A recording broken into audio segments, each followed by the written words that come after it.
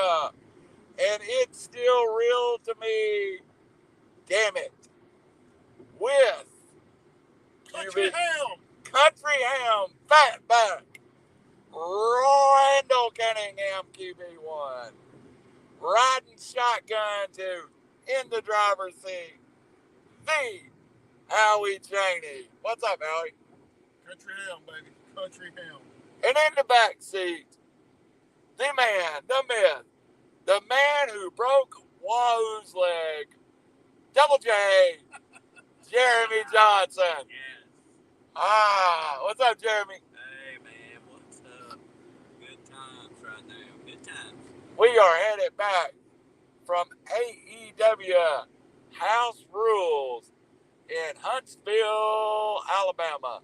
I want to say I've never heard Jeremy laugh as much as he did when he heard "You look like a country ham." Yeah. There was a fan that brought out the best line tonight on Magic Mike from the Jericho Appreciation Society. You look like a country ham. And JJ, it was appropriate, wasn't it? It's one of those things where, when you hear it, it's like, what? But then you look, and it's like, for some reason, that makes sense. And Daddy Magic is the country ham. The country ham, Daddy Mac of the Jericho Appreciation Society. Hey, we're just going to go through the card real fast while we're driving. Howie's taking us back to Scottsboro to drop off everybody. First match, I think that was Max Caster and who was Tony Nese. And Max Caster done his little rap, but Tony Nese, what shape's he in? JJ. My words were, he looks like $1 million. Probably the best physique I know the best physique in AEW, and maybe the best physique in all of wrestling. Just phenomenal condition. Played the heel. I liked it. I liked how he started off. Oh, bullcrap! Your line for the night was, "His abs has got abs." Yes, his abs have abs. That's how good of shape Tony Nese is in. And then he gave his little Caster goes over after, he does his little rap. Max Caster goes over. Second match was, y'all help me remember, I'm old. Golly, bum, how are we forgetting what the second match was? I was too busy laughing. I didn't take notes. I didn't take notes either. Well, let's just go on to the main events. And let's talk about them. After we have some nice stuff happen earlier, we get to see Jeff Jarrett. Yeah, second match. Jeff Jarrett Singh versus the boys from ROH fame. Golly, is Jeff Jarrett still ready to wrestle, Howie? Nope. You forgot they were escorted to the ring by Karen Jarrett. Yeah, I got a bunch of pictures. I think I just uploaded to the page of her. God, let me cut the engine on. Jeff Jarrett, fantastic. Karen, I mean, the two together are fantastic. And Satnam, he's bigger than I thought. Satnam Singh's a big boy. 7'4", I would say legit 7'4". That's not just a build height. I've been to many sporting events, and he's got to be one of the biggest human beings I've ever saw. Yeah, he was huge. The boys look to be, maybe 5'9", 10, maybe 180 pounds each. No match for Satnam and Double J, Jeff Jarrett. And then we had a women's match after that where the TDS champion Chris Statlander goes over Lady Frost. Up until that point, to me, that still may be one of the best matches of the night as far as wrestling. Love Chris Statlander. Glad to see her back from the knee injury. Looks to be in really good shape. Super strong. And that started the process of every match having a cartwheel in it. Yeah. It was great. It was great. I loved it. I mean, everyone in the Coliseum had to do a cartwheel that was capable of it at one point. The crowd was actually chanting cartwheel. At everybody. And they got results. Yes, except from the ring announcer. Yeah. And she couldn't because things would have fell out. Yeah. And then I believe after that, was that not the Hardy Boys? I think so. The Hardy Boys with Hook versus Big Bill, formerly known as Cass in the WWF. What's Ten's name? Austin. Preston Vance and all ego Ethan Page. Hey, Big Bill's another huge human being. We went from Satin Singh to Big Bill, and they are both just huge. Hook. What was everybody's impression of Hook? I was really impressed by Hook, even his size. He's a lot bigger in person than he appears on TV. Hey, go ahead, Jeremy. No, he is. He's a lot bigger. I like the persona. I think the FTW Championship, which is not an official title, but I think if anybody should carry it, Hook should carry that. The crowd, he's over with the crowd.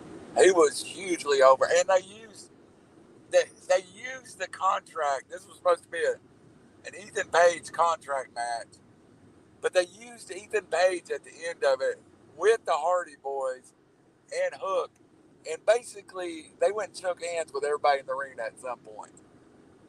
I thought that was a good way to use Ethan Page, even though he was a heel. He really came across. Yeah, Ethan Page is really talented. He's got Yeah. good size. He's a good wrestler, a very good wrestler, and I mean he's hilarious. He's hilarious when he wants to be, and he can be serious and play the heel role very well. So right now they're doing kind of a comedy type bit, but they pulled that off. He's pulling that off really well. The crowd seemed to really get into him, kind of walking around the ring at the end because he was ordered to by Matt Hardy, who owns his contract. The crowd seemed to enjoy him hanging around for pictures. Yeah, and now, Howie, we've talked about Cass in the past, or Big Bill now. He can wrestle. He can go, can he? Yeah, he can. And I'm surprised at how much he can do with his blue jeans on. Because he wrestles in those blue jeans. I know they got some. Got to have some stretch to them, like Jeremy said, but still, it's hard to do with material like that on.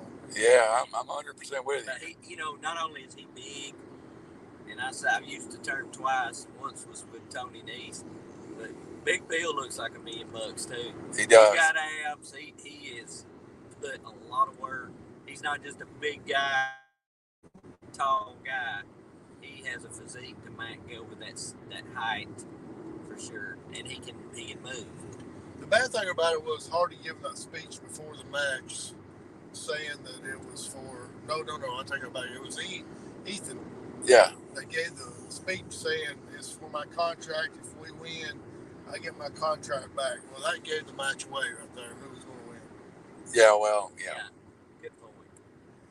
All right. So then we go to intermission, and kind of a long intermission. Not a lot going on, but a little bit of intermission. We get I think I'm out of order here, but we did get a visit from Tony Khan. I was kind of shocked to see him. Oh yeah, I looked at Jeremy and I'm like, he's actually here, because they did say something about him being there earlier, and I thought, yeah, right, he's not there. And sure enough, he came out and gave an announcement that was no announcement, saying thanks. Yeah. Well, and key point here, he did not do a cartwheel, even though the crowd was chanting cartwheel. He did not. He said he was the one person not capable. Now, out of the intermission, we get Powerhouse Hobbs and Sean Spears, the Perfect 10. And I was surprised, Jeremy. We talked about it. Hobbs worked as the face, and Spears worked as the heel. He did, and Spears played he played the heel role really well, even right from the start. And then Hobbs even, he didn't have to do much because Spears was playing that heel role. He didn't have to do much to be cheered by the crowd, but the crowd really got behind Hobbs. What an what an impressive guy! That is a big man. Yes.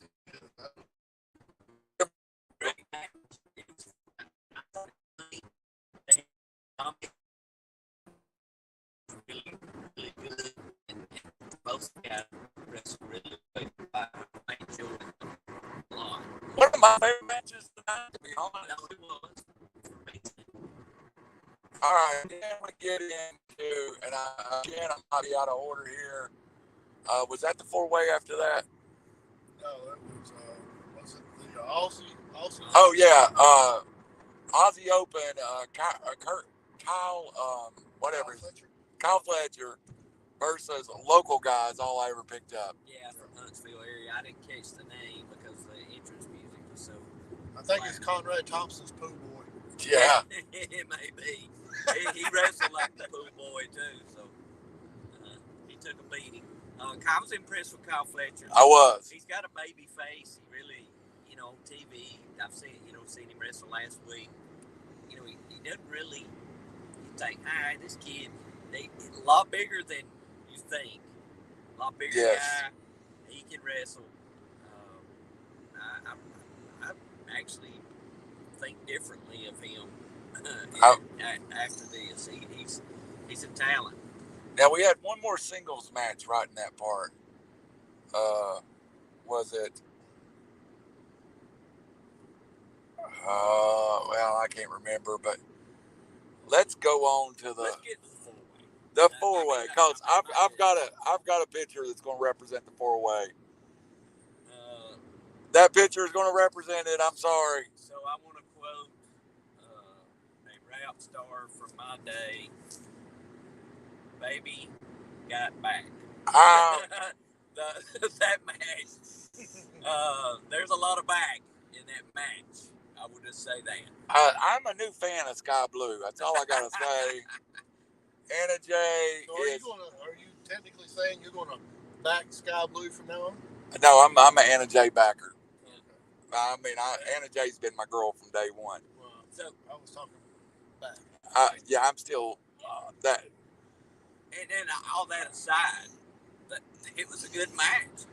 The ladies put on a very good match. I would think that a 4-way match would be really difficult to put together and to kind of stay cohesive and make it look like non-choreographed, but I thought they did a good job. Sky Blue, we're kind of joking around a little bit, but the girl can wrestle. She's got quite a bit of TV time.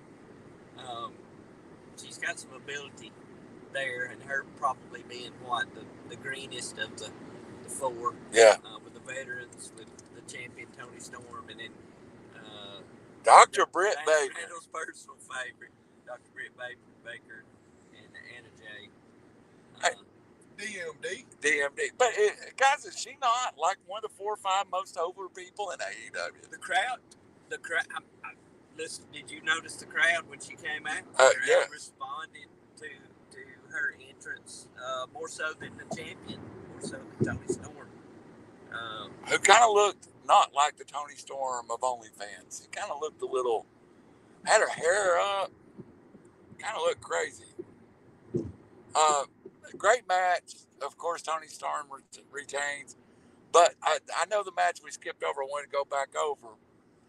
Rock Hard Juice Robinson for New Japan was in the house tonight and wrestled former OVW trainer, and I think he did in Ring of Honor. Pat Buck, strongman. Look, got the worst gear award of the night. Goes to Pat Buck. Yeah.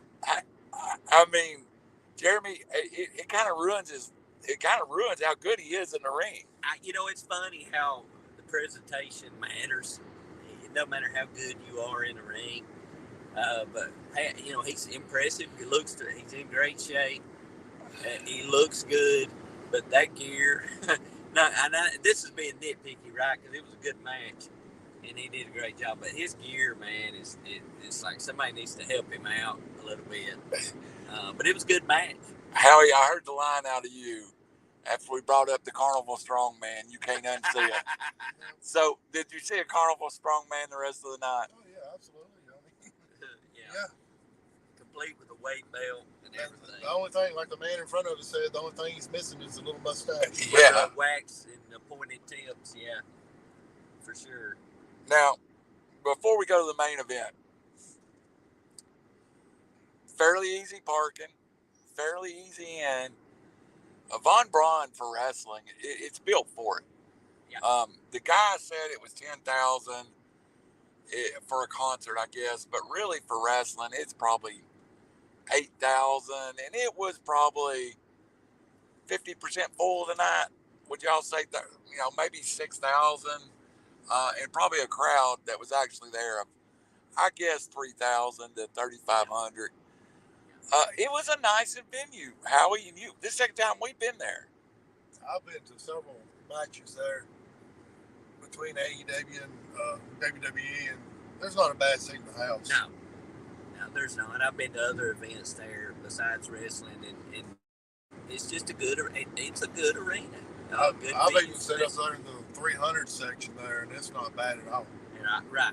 A lot more cozier than the UTC arena we talked about in Chattanooga. Right. And not such a nosebleed. I think that's what kills the UTC arena. Food was good.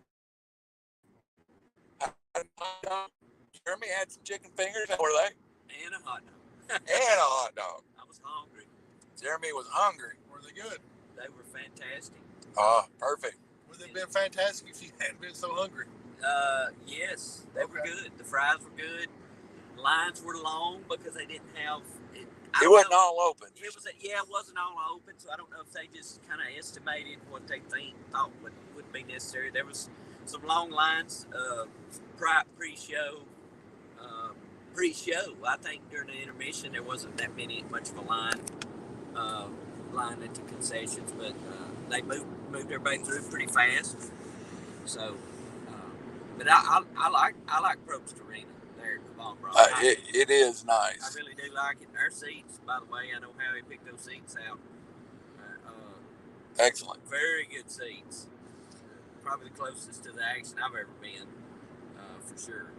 Then also I would say that, and Howie, you've been there a bunch. It's my second time. Everything seems like a small arena. It really does. It seems like you're close to everything. You know what I mean? Yeah, absolutely. It just seemed like you're right. We were in the 200 section, but it seemed like we were basically ringside. Yeah. All right, then we go on, and I'm sure we missed so much action. You can always Google it and see the house rule results for AEW from Huntsville. Main event of the night. All I gotta say is, could anybody else pull out Jane for an entry song and it work other than Orange Cassidy? I was singing. Yeah, it's like the Fatback quote. I mean, it just strangely appropriate for, so that entrance song is just, for whatever reason, it's perfect for Orange Cassidy. And his tag team partner was Darby Allin, and rode his skateboard down. And really a good persona for Darby Allin. And again, you're talking about one of the four pillars of AEW. Even though he's smaller, you don't notice it, or I don't as much. Howie, what do you think? Does he wrestle actually bigger than he is? Yeah, he does. And he looks so good at doing it because of when he goes diving through the ropes there, he bounces off of people. He does. And yes. That makes a big difference there. And the only thing that I wish Darby would have done tonight that we didn't get to see was, I wish he'd rolled that skateboard off the stage and jumped off of it instead of just walking down the steps. Yeah.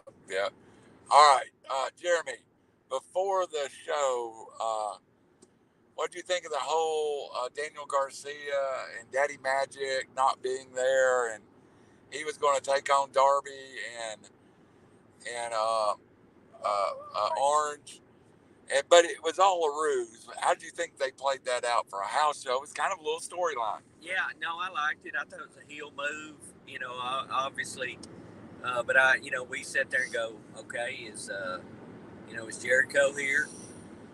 Question, or is one of the other Jericho Appreciation Societies, one of the other guys, going to jump in there? But turns out it was just a heel move, and to the low blow to Darby from Daddy Magic as he snuck in the ring behind him. Heel move, and appropriate for a heel. He's a heel. He's a heel. And they take Darby out. They take Orange out for probably 15 minutes of a 20-minute match. With a skateboard to the ribs. Yeah, to the ribs. And Howie Darby goes probably half the match by himself. But it was nice because they kept throwing little weird angles where Darby would get on top of them. But when that was all going on, we kept wondering, is Sting going to come out? They're going to be a huge surprise. But eventually, an injured Orange Cassidy comes back. Fighting the medical staff, i.e. Mick Foley, fighting the medical staff to get that back down the aisle to the ring.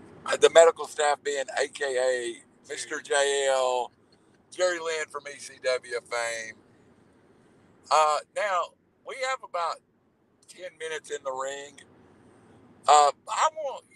They have pushed Daniel Garcia so hard. I would like to get both of y'all's opinions of Daniel Garcia. Do you see the future star that they talk about on AEW? Go ahead, Jeremy. I like Daniel Garcia. I think he's a great wrestler. He is a heel. I like his attitude and stuff that he's presented even from the very beginning. The thing, and we talked about gear with Pat Buck, the thing that I could not get past with Daniel Garcia was his gear when he first came into AEW. It was awful. Yeah. And I'm like, dude, somebody help this guy, because he's obviously a good wrestler. He can be a great heel. He just comes across that way. Yeah. And, help him out. And you know what?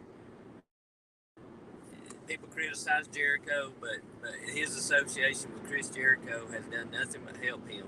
Absolutely. He's got different gear. He's wearing the long pants now. I love the sport. I love it when he came out and he goes, I know you people here in Huntsville will want to see some pro wrestling, but I'm a sports entertainer. That's the best line of the night. It was great. People started chanting during the match, you're a wrestler, and he's going, no, I'm not. It's good stuff. All right. Of course, Darby and Orange goes over, get to see an Orange punch, celebrate, bring the kid in the crowd. Overall, we'll start with Howie, then Jeremy, and then we'll wrap up car cams with me, and well, let me go first, and we'll go around to y'all. I enjoyed myself tonight. First of all, we all got to come and hang out and have some fun. But all in all, for a house show, I really thought they pushed the edge and they made it fun. The AEW product on TV has not been, it's dry. For lack of a better word, it's dry right now. You see that they're trying to bring in some new talent in the Aussie Open guys, Juice Robinson, and I applaud them because it's just, this is the second time they've went through this, in my opinion. And the first time was they brought in so many guys to start with that just wasn't very good, for lack of a better word. So I enjoyed this compared to what we've seen on Collision or Collision to come. But overall, I would say this is a B plus house show. I really enjoyed it. I mean, they maybe didn't have the superstar like the Undertaker or Stone Cold on it, but it was a lot of fun, and I laughed. I laughed so much. So, Howie, how about you? It's probably one of the best house shows I've ever been to. No, they didn't have the big superstars, but to me, that's what makes AEW so special is they don't have the I agree with you. big superstars because they're all kind of on the same plane there. And I enjoyed it. They had some seriousness. They had some fun. They had some comedy parts. If I was grading it, I'd give it an A. And booty to booty to booty. The most booty I've ever seen in a ring at one time. All right, John Johnson, take us home, JJ. Well, I mean, I agree with Howie as far as the grade.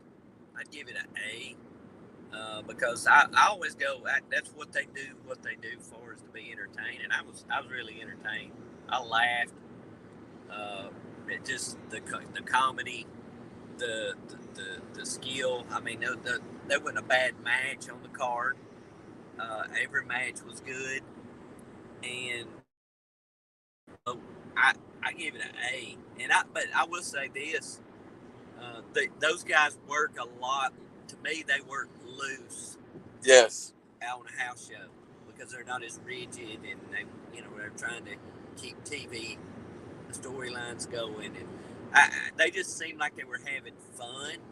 Mm-hmm. And I think that makes a difference in anything. If you're loose and you're having fun, and that made it fun for the audience. The audience got involved, and I love seeing those guys talking back to the audience. You don't see a lot of that on TV, but you see all of it when you're at a house show, and they're interacting with the audience. I've heard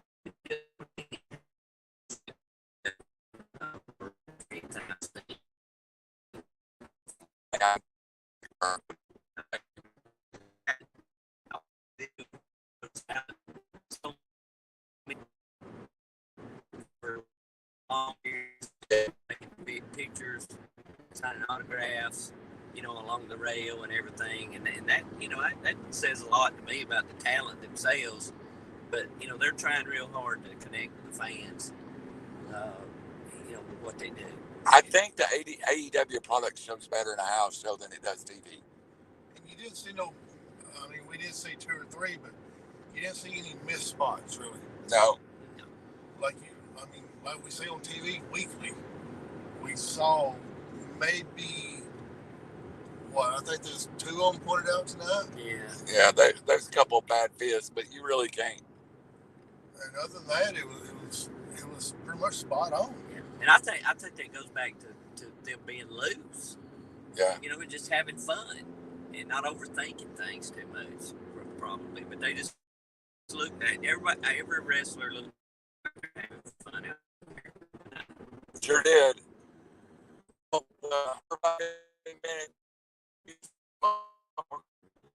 Jump back in the car anyways, but be sure to join me for a lifetime look back at Super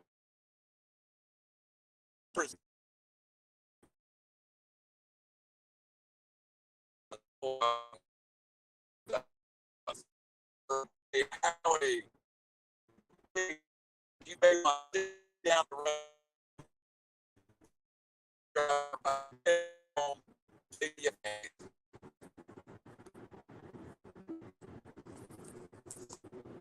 Like Clark, used to Kirkham.